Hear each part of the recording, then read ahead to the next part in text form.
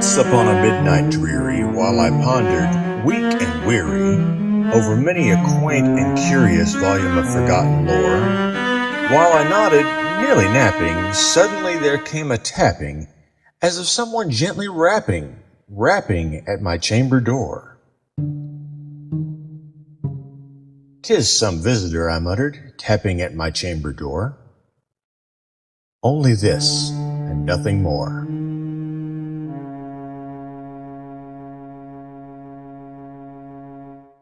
Ah, distinctly I remember.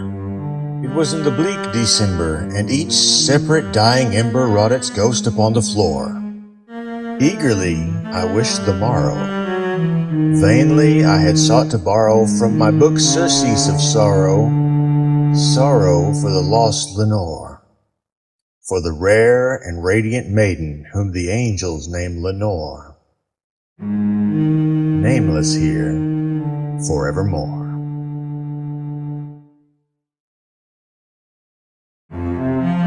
And the silken, sad, uncertain rustling of each purple curtain thrilled me, filled me with fantastic terrors never felt before, so that now, to still the beating of my heart, I stood repeating, "'Tis some visitor entreating entrance at my chamber door.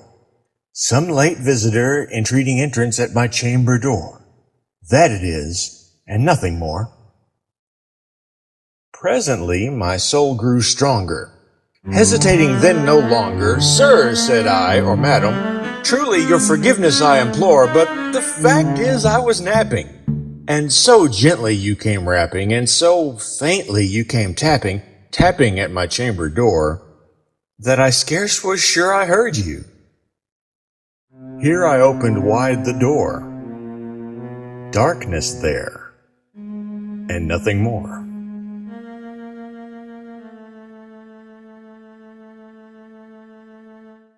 Deep into that darkness peering, long I stood there, wondering, fearing, doubting, dreaming dreams no mortal ever dared to dream before. But the silence was unbroken, and the stillness gave no token. And the only word there spoken was the whispered word, "Lenore." This I whispered, and an echo murmured back the word, "Lenore." Merely this, and nothing more. Back into the chamber turning, all my soul within me burning, soon again I heard a tapping somewhat louder than before. "Surely," said I, "surely that is something at my window lattice. Let me see then what thereat is, and this mystery explore. Let my heart be still a moment, and this mystery explore. 'Tis the wind, and nothing more." Open here I flung the shutter, when, with many a flirt and flutter, in there stepped a stately raven of the saintly days of yore. Not the least obeisance made he, not a minute stopped or stayed he, but, with mien of lord or lady, perched above my chamber door. Perched upon a bust of Pallas just above my chamber door. Perched and sat, and nothing more.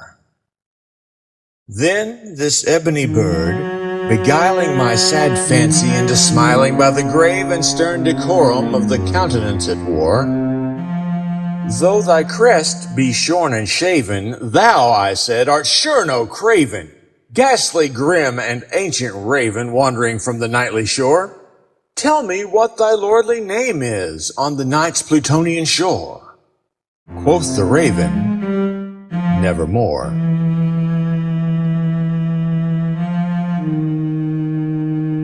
Much I marveled this ungainly fowl, to hear discourse so plainly, though its answer little meaning, little relevancy bore. For we cannot help agreeing that no living human being ever yet was blessed with seeing bird above his chamber door, bird or beast upon the sculptured bust above his chamber door, with such a name as Nevermore.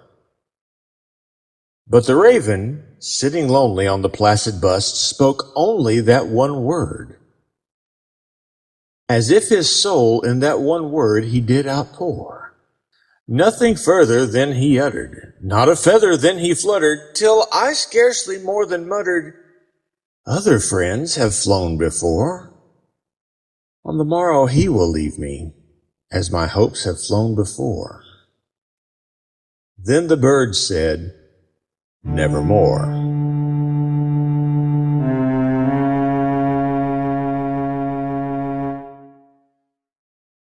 Startled at the stillness broken by reply so aptly spoken, "Doubtless," said I, "what it utters is its only stock and store, caught from some unhappy master whom unmerciful disaster followed fast and followed faster, till his songs one burden bore, till the dirges of his hope that melancholy burden bore of nevermore." But the raven, still beguiling all my fancy into smiling, straight I wheeled a cushioned seat in front of bird and bust and door. Then upon the velvet sinking, I betook myself to linking fancy unto fancy, thinking what this ominous bird of yore, what this grim, ungainly, ghastly, gaunt, and ominous bird of yore meant in croaking, "Nevermore."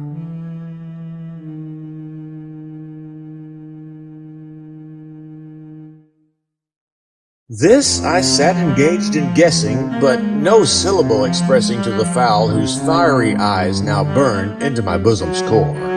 This and more I sat divining, with my head at ease reclining on the cushion's velvet lining that the lamplight gloated o'er, but whose velvet violet lining with the lamplight gloating o'er she shall press. Nevermore. Then methought the air grew denser, perfumed from an unseen censer swung by seraphim, whose footfalls tinkled on the tufted floor. "Wretch," I cried, "thy God hath lent thee, by these angels he hath sent thee respite, respite and nepenthe from thy memories of Lenore. Quaff, oh quaff this kind nepenthe, and forget this lost Lenore." Quoth the raven, "Nevermore." "Prophet," said I, "thing of evil! Prophet still, if bird or devil, whether tempter sent or whether tempest tossed thee here ashore, desolate yet all undaunted, on this desert land enchanted, on this home by horror haunted, tell me truly, I implore, is there balm in Gilead? Tell me, I implore." Quoth the raven, "Nevermore." "Prophet," said I, "thing of evil! Prophet still, if bird or devil, by that heaven that bends above us, by that God we both adore, tell this soul with sorrow laden, if within the distant Aidenn it shall clasp a sainted maiden whom the angels name Lenore. Clasp a rare and radiant maiden whom the angels name Lenore."